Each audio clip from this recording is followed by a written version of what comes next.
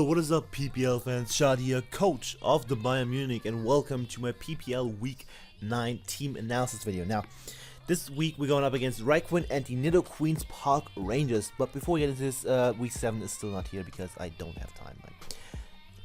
I will try, but yeah, it's not working well at the moment, but I might be able to do it on a weekend because for once I'm actually battling earlier in the week. I'm recording this on Wednesday, a couple hours before the match, so like 2 hours, 1 hour, 2 hours, I don't know, 2 hours, yeah, so it should be fine. I might be able to record week 7 on the weekend, and it should all be happy times and stuff, and yay. Anyway, we're playing Rhyquinn at the Nidoqueens Park Rangers, formerly known as the Nottingham Forest's Curse. Now, if you weren't around on my channel for Season 1, then you might not know that this is a grudge match for me. Rhy was actually the first person to beat me in PPL Season 1 in Week 4, after I won 3 games 3-0 and was top of the table. And then he beat me 3-0, and he's actually the only person that beat me that was below me in the table. And he's also the only person I can actually get revenge on because both people who were above me, Fred and Ellie, both left the league. So I'm gonna have to win this match because I'm not losing to the same person twice. That's not what I do. That's not how the things work. I lost twice to George, but that's not the point of running PPL. Okay. Anyway, yeah, his draft is very offensive. He likes to click U-turn a lot, probably more than he should. Excuse me. Which is something I could use to my advantage because, you know, I can predict him to overpredict. As he clicks U-turn, I can stay in on something and then get damage off. He also doesn't have switch-ins to like half of my team, which is nice. So that's very helpful. And yeah, as I said, he has a bit of a U-turn sickness, I guess, where he clicks U-turn way too much. So I could use it to my advantage because, for example, in last week's match against RTK, was it last week? I think it was. He clicked U-turn like I think 4 turns in a row, and it's just like, okay, I can deal with this. I can play around that. But anyway, his draft consists of Hydreigon, Mandibuzz, Mamoswine, fuck that thing, Whimsicott, Tentacruel, Infernape, Rodemo, Azelf, and Steelix. As I said, very offensive. His defensive core is basically Mandibuzz, Tentacruel, Steelix. Did I say Tentacruel? Tentacruel would be pretty cool. That was not intentional. Fuck. I just made a bad pun without intention. Oh god, I feel so bad. Anyway, yeah, it's basically his defensive core with options of Rodemo, Hydreigon. I guess Whimsicott to some extent, even Mamoswine. Which can be bulky. He has broad defensive Infernape. He has broad SD Tentacruel. So this man is almost as crazy as Shroom but not quite, so I have to look out for all kinds of weird sets, because that's what he does. So I'm expecting things like, not expecting, but I wouldn't be surprised at things like Scarf, Tentacruel, and multiple other options he has. But, before we get actually into this, before we get into Team Numbering this week, we actually made another transfer. This is also a transfer update video. I'll probably put that in the title because I'm a rebel. We made a trade, and the way it happened was very interesting. Jack, Don Finetti, coach of Norwich Skitty, who we played in week 3, I want to say. Yeah, it was week 3. He wanted Golurk, he wanted Bolin, and I was like, okay, that's a thing we can do. And he wanted to get rid of Hitmonchan and Dodrio.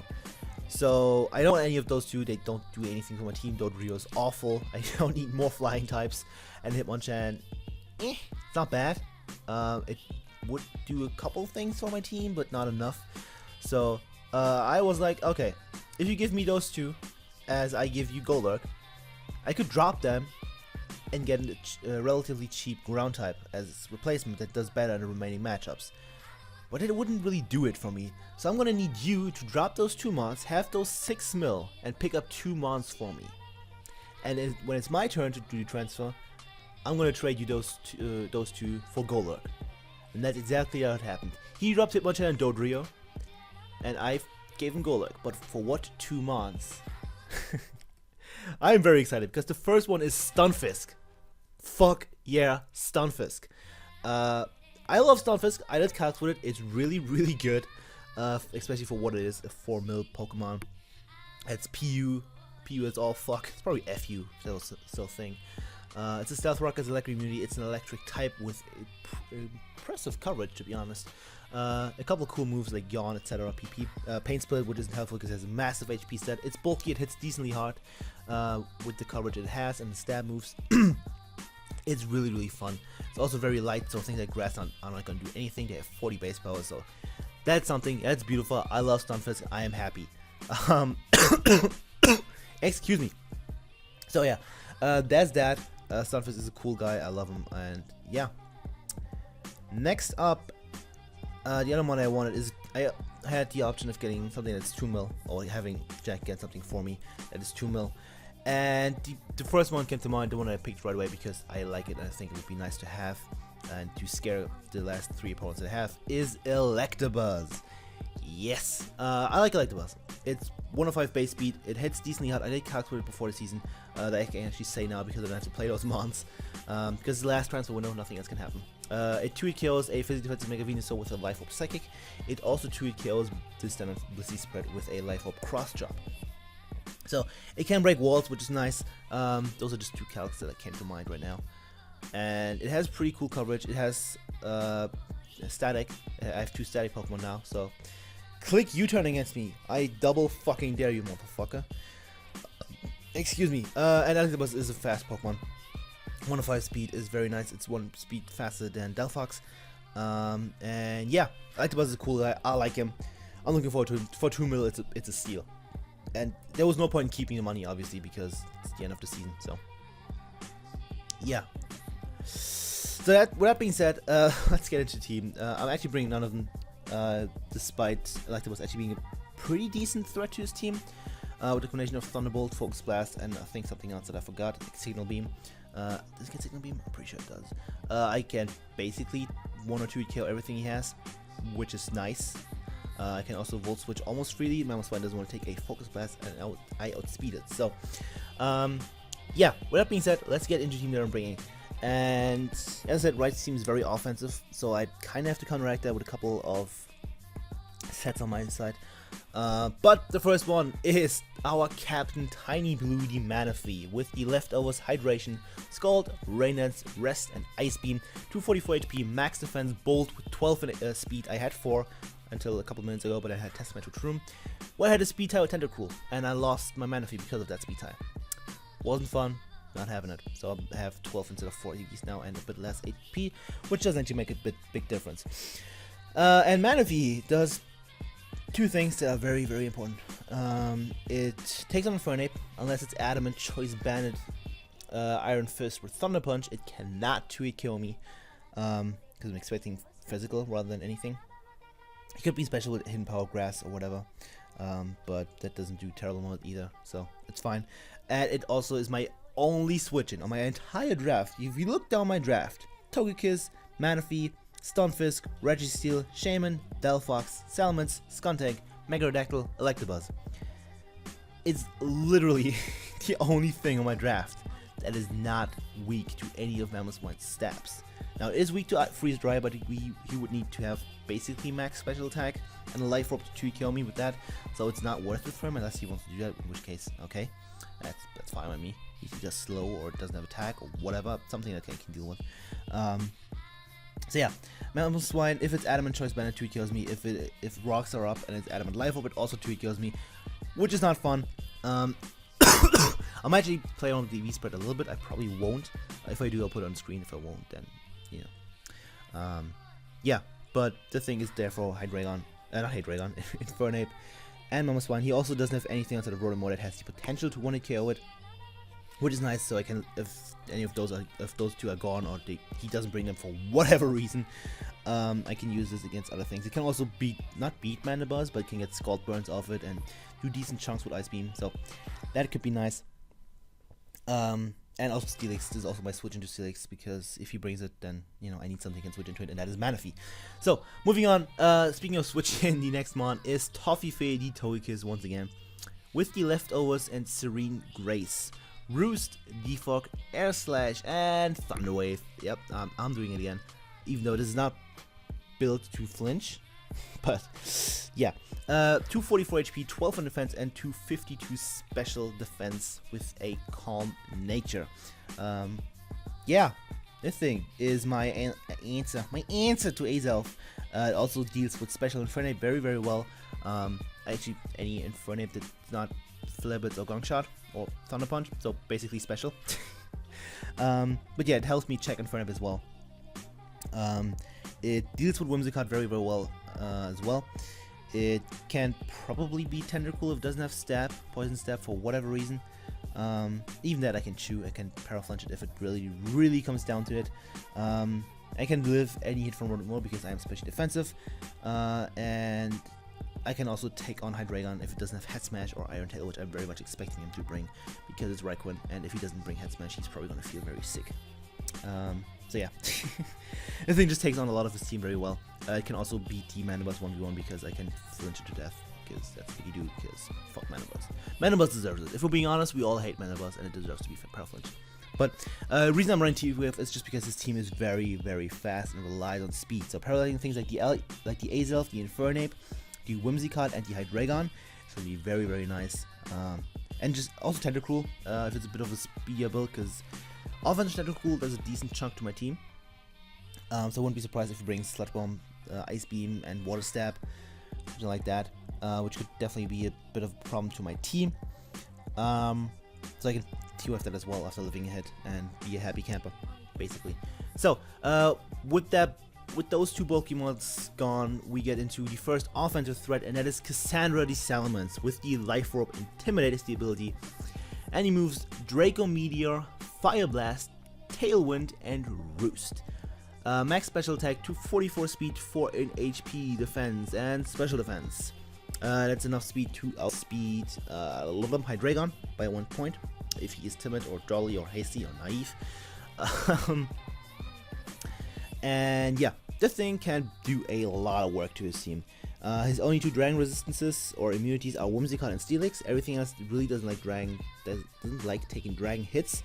And those 2 both die to a Fire Blast. So this thing is a very nice late game cleaner. Also, Tailwind will allow me to late game get Tailwind up and have something else clean up more effectively. If he has a Scarfer, if he has revealed a Scarfer, he's gonna bring at least one Scarfer. Wouldn't be surprised if he has 2 because I have a Mega Aerodactyl. Excuse me. So yeah, dropping Dracos is gonna be fun. He brings physically defensive Manabuzz that gets easily 2 KO'd after rocks, and with rocks, without rocks, I think it's a roll. I don't actually remember the calc. It's been a couple of days, and I'm old. Okay, don't judge me.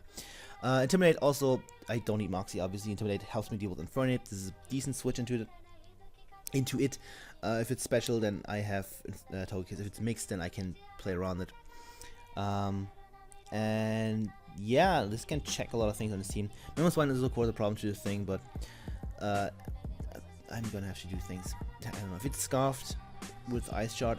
if I get a Tailwind off, I can live one after Intimidate. So I guess that's something somehow. If that scenario somehow happens, then you know we're in business, I guess. Anyway, next up, another win condition, Costa the Mega Aerodactyl with the Aerodactylite and Pressure as the regular ability. And it moves with a Rocket on our Stone Edge, Hone Claws, Aqua Tail, and Ice Fang, 140 HP, max attack, Adamant, and 116 in speed. I think that is enough to outspeed Jolly Azelf. Oh no, Whimsicott, that's the fastest on his team. Should be that. Could be something else that I forgot, some sort of Scarfer, which I guess I could try and outspeed Scarf almost Mammoth Swine, but I don't think it's worth it because Ice Shard's gonna do a lot anyway, and yada yada yada. Anyway, he doesn't have Aerodactyl switches. He has Steelix. His only rock resistance is Steelix, and that gets easily 3 killed by Aqua Tail, and doesn't have reliable recovery. He doesn't have a Wish Passer. So yeah, that's nice. Ice Fang is there because he does like having safe switches. So I wouldn't be surprised if he brings a defensive Rotom to deal with the thing, because that doesn't get 2 KO'd by either Stone Edge or Aerial Ace. So Ice Fang 2 KOs that, it's guaranteed. It also does a little bit more to Hydreigon, if I remember correctly. Yeah, it should. Yeah, it does more to Hydreigon. It also is something that hits Manabuzz as well. It's a bit more accurate. It's my most accurate move on his moveset. Yeah, so I trust that because as I said, he only has 1 resistance. Aqua Tail is there because I want to hit Steelix, but also because I want something that can guarantee 1 KO Mammoth Swine. I can come in another thing, I can live an Ice Shard, and I can kill it with an Aqua Tail, and it's gonna be happy, fun times, basically. I think I have a chance to live a hit from Jolly Scarf Mammoth Swine. Not that I'm willing to take it, but I have the chance. So yeah. And Home Clause will allow me to set up on a predict switch. Let's say he drops a Draco with Hydreigon or something, or he's in with Mana. No, I don't want to do them against Mammoth because Fall plays a thing and it's gonna kill me. I don't know. Overheated Furnape. I can come in on Furnape, especially if it's a -1 from Salamence Intimidate. I can come in and sub it to Home Clause and basically win. Also Rotom at -2, things like that. If I set up, I can do a lot of damage to his team. So, speaking of doing damage to the team, I want to prevent him doing a lot of damage to my team, and that's why I'm bringing Registeel, the Registeel with the Leftovers and Clear Body. Stealth Rock, Toxic, Ice Punch, Earthquake, Max HP, Max Special Defense, Careful with Thorn Attack. Pretty straightforward. This is my Stealth Rocker. I need Stealth Rocks against his team, against any team, because if you don't bring Stealth Rocks, you're probably not smart. And yeah, Toxic is to deal with the Mana Buzz, because Mana Buzz is annoying. He does not have a Cleric, I don't think. This is something weird, some weird event going on that I missed. So yeah, Toxic on Mana Buzz would be really nice to wear that annoying piece of shit down. Because it's not the easiest thing to deal with for my team. Ice Punch hits Hydreigon, it hits Mana Buzz, it hits Whimsicott, and it hits Rotom. It also hits Azelf neutrally, which could be nice. And then there's Earthquake to hit things like the Tentacruel, the Infernape, and the Steelix for some damage. I could run Iron Head, but it would only be for Mammoth Swine, I think. And I don't know if it's worth it because Mammoth Swine Registeel is not a matchup I'm looking forward to particularly. So yeah, Registeel is just had to be fat, help take on Hydreigon for sure. That and Togekiss can together deal with that thing. I'm fairly certain because the physical Hydreigon cannot touch Registeel, and I can take the special hits reasonably well. And this also deals with Whimsicott. There's another mod that can do that. And this is my only switch into Rotom. Rotom is a huge problem to my team. My draft doesn't have switch-ins. I know that I don't have Kyurem anymore, and that could be a problem. But hey, you know. Speaking of no switch-ins, we're bringing Fiery the Delphox with Choice Scarf and Blaze as the ability. Excuse me. Moves to Rhyquinn are Fire Blast, Psyshock, Dazzling Gleam, and Grass Knot. Max Special Attack Modest with 220 speed and 36 special defense CVs. This is enough to outspeed a Modest Hydreigon, and also enough to outspeed a Jolly Rotom, which I did have. Not Timid, not Jolly. That'll be weird. Physical Rotom, yeah, totally. Yeah, this is my check to a lot of things on his team. He doesn't have switch-ins. He really doesn't have a single switch-in on his draft to a Delphox, which is nice, especially for Modest, because that means it can kill shit very reliably, and it's beautiful. I'm risking him bringing Timid Scarf Hydreigon with this, yes, but Scarf Hydreigon really isn't the biggest problem to my team. Even Aerodactyl can live a hit, and Registeel and Togekiss can both deal with that. Even Manaphy if he's physical, so, you know, Mens can get Intimidated off if it's Scarf and it can predict certain moves. And he has no reason to run Timid Scarf. He can bring Mono Scarf very comfortably and not have to worry about a thing. Because my next thing is Skuntank, which first up I want Scarf a Skuntank. Second, I'm pretty sure he's still outspeeded if he's Modest. I could be wrong though. So yeah, yeah, Delphox is another late game clean option, a hole punching option, and revenge killing option. This makes my team a little bit less weak to Mammoth Swine because I actually have something that can revenge kill it without getting hit by an Ushard super duper hard, which is nice. It's also the only reason I have Grass Knot is for Mammoth Swine to get a guaranteed one-hit KO on that thing, and yeah. Also, after Rocks, I can 2-hit KO Special Defensive Mana Buzz. With Fire Blast, I have a good chance of doing that because I am Modest, so that's not a reason why I'm doing this. This also switches to Whimsicott, so Whimsicott really isn't a problem, in case that wasn't obvious yet. Neither Steelix because there are a lot of things that can hit it, and it's just kind of problematic to switch into, but only kinda. And yeah, that's the team we're bringing this week. I'm kind of all over the place right now, because I'm kind of tired and stuff. But yeah, that's the team. Tell me what you think. I think it's pretty fun. I'm actually pretty excited for this match because it should be fun. I like the team, and yeah, I hope Salamence can do more things because I really like that Salamence. I can drop some Dracos, which should be fun. Yeah, problems to my team. Tentacruel. I don't have something that really wants to switch into Tentacruel because it could be an Infestation variant. I cannot risk Manaphy. I just faced Shroom, and he had Infestation Tentacruel, which isn't completely crazy. It's not a Shroom Raven set, you know, this set only Shroom could run. Because Manaphy is a huge threat to my team, to his team, as in it stops his biggest threat to my team. So I can definitely see that being a thing.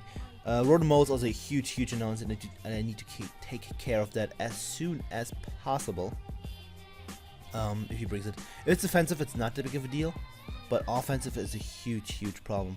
Especially Scoffed can be an annoyance. So yeah, that's that. And Mamoswine, obviously, because it's a Mamoswine. If your team doesn't get destroyed by Mamoswine, then you're doing something wrong, or you're doing something very right. Who knows? So yeah, as it, I think I can deal with Infernape. I have Scoffed Delphox to check it. I have, unless he's Scoffed, in which case, okay. That's okay, I think. I have Aerodactyl to check it, unless it's Scoffed and Stone Edge. And, even then I can take it. I have Salamence to check it very well with Intimidate. And I have Manaphy, which takes it on. Hydreigon is not that big of a deal. Manabuzz can be a huge annoyance, but not a threat, I don't think. And Whimsicott is not a problem. It could be a Tailwind variant, which could be annoying, but once again, not a problem. And Azelf is also a threat, because Azelf is spooky dooky and it hits very hard off 2 stats, and that's not fun. So basically, you need to get rid of Azelf very swiftly. And yeah, I might still replace Hone Claws with Pursuit on Arrow, but I really like having Hone Claws, because if I can set up, I basically win if he doesn't have a Scarfer, which he will have. So I'm not sure. I will look at it again. Maybe run Aerial Ace. I will inform you guys on what I do on the screen right now. So yeah, anyway, I'm gonna shut down. Thank you all for watching. Tell me what you think of the team. Make sure to check out Ryan in the description down below. He's an amazing dude. He does so much work for the PPL, and he does very good content. Even though he's mainly a streamer right now, he still uploads, and what he uploads is good. So yeah, he also just hit 800 subs, which is fucking beautiful for him. Not just, but a couple weeks ago, I think. I don't know.